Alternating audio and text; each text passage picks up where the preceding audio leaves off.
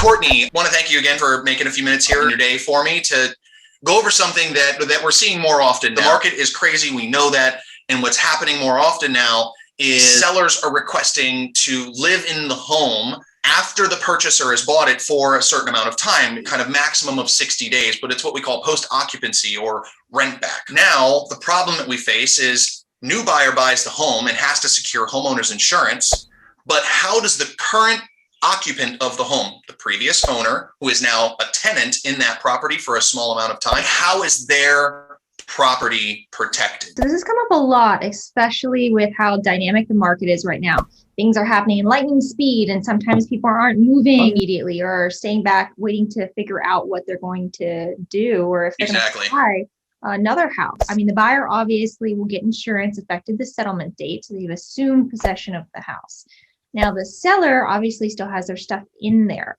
So unless they had already closed on a different house, so they have a new homeowners or new condo or something like that, where they would have personal property at a different residence protected under that new policy, they've gotten exposure. So normally they'll already have canceled their homeowners policy because they aren't a homeowner anymore. So then there's that gap, which is solved in a couple ways. And obviously it's going to depend on the situation and the client and what their future plans are. But the quickest way is to get a renter's policy for that small rent back period. And that's a really positive for a couple of things. They might not be able to move out when they have to move out. COVID now has kind of changed the game. So things are a little bit more up in the air. They have that renter's policy for something like $10 a month, and they're probably only going to be there a couple weeks. It's a really affordable, quick, and easy way to fill that exposure.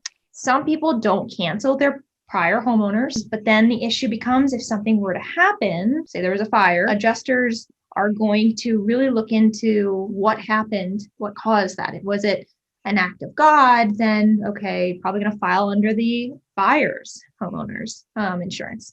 Was it something, where it was on the occupant, they lit a candle and didn't supervise it? That might create a different set of circumstances. Right, exactly.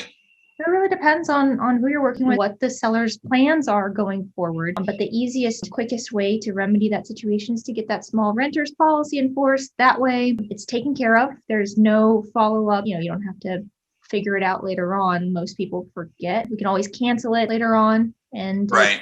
A really easy solution. So I've been a renter before, and I know that typically I bought the policy and it's really inexpensive. So you just sort of pay the whole year up front. Do they actually write rental policies for less than a year? That's going to be a carrier by carrier basis, but most of them are going to be on annual terms. What we always suggest for clients in this particular situation is to not pay in front, just do the monthly. That way it's easier because you're just paying in smaller increments and you're not going to use the whole time. Got it. So you'd actually sign up for the full year, but not pay it all out. You would say, okay, cool, I'll pay my premiums every month, which are like $5. It's so small. And then you get the personal property protection, but you also get the personal liability protection, which people often forget is another exposure. But also if you did, so say, Eric, you had already paid in full for the year, you would get any unused premium, like any different insurance situation, refunded back to you. But it's just another step. Yeah. Right. No, that makes sense. It was mentioned to me by another agent that sometimes what will happen is the previous owner will actually just maintain their homeowner's insurance policy on the house. So now you have literally two people that are insuring the exact same property. Just didn't make sense to me. So I'm curious, is that something you can do? Is that a viable option? Is that just kind of setting up a recipe for disaster? So this kind of takes me back to the situation that I brought up with the fire. So some people do just keep that in place, but a homeowner's policy is going to be way more expensive than a small renter's policy. So big thing with our firm is to make sure that obviously our clients aren't underinsured, which is really important. But the other side of that is to make sure you're not overinsured. You don't want to be paying the next $100 installment of your homeowner's insurance when one, you're not on that deed anymore. So you aren't the homeowner and you're really responsible for just your personal belongings and then your own liability exposure. Gotcha. So while that is something that we do see practice, it then brings you to that situation I talked about with the fire. Right. Two homeowners policies and the adjuster is going to be like, okay, well, if it's an act of God, then that's probably on the buyer side. If it was something in terms of negligence on the occupant, that's going to be filed under theirs. But it becomes a little bit stickier of a situation. So we always do our best to try and keep everything neat and clean. So that's why the solution we offer, which is quick and painless, is that renter's policy. Gotcha. So if you don't want to just set money on fire, you should probably cancel your homeowner's insurance policy and just pick up a renter's insurance policy. Yep. Like and the fire it's reference. easy to cancel when you're done, and it takes 2 seconds. So a lot of people are like, well, it's just easier. I'll just cancel the homeowner's policy when I think about it later.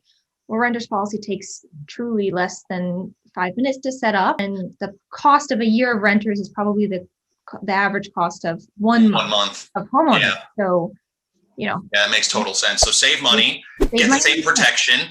Yep. Why wouldn't you take a 5-minute phone call? But another thing is too, with other closings, some people are like, oh, well, I'm buying this other house. I'll have coverage through the new homeowners. Well, you know, like contracts with how fast and the way things are, they might not be able to secure financing in time for closing. Like closing dates aren't always guaranteed. So versus just get the renter's policy and then don't worry about it. Yeah. And like you said, I mean, it costs next to nothing. Yeah. And it's again, super, super easy. Any agent can set that up in like a second. I appreciate this. Yeah, no, of course.